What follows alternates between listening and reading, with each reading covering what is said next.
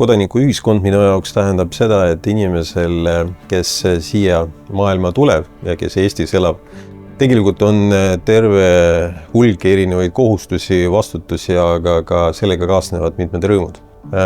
Kõigepealt, kuidas me siia tuleme, siia maailma ja kuidas me Eestisse tuleme ja tekime.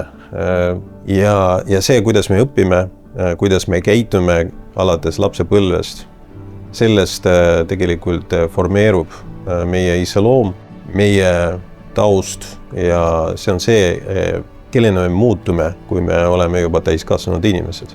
Nii et olles arsti rollis, ma arvan, et ma pean inimesi aitama ja mõtlema selle peale, et patsient minu jaoks on kõige olulisem figuur maailmas. Aga teiselt pool, kui ma tulen koju õhtul, siis ma pean olema see inimene, kes hoolitseb oma laste eest, oma abikaasa eest, vanemate eest.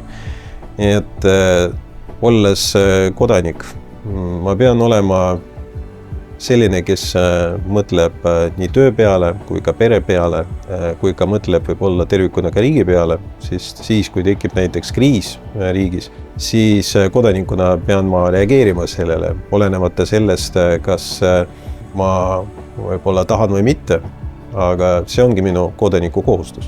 Tavainimene, kes liigub mööda tänavad ja kui ma näen, et keegi vajab abi, siis ma olen see, kes tuleb esimesena kohale ja ütleb potentsiaalsele patsiendile, tere, mis teiega juhtus ja kuidas ma saan aidata.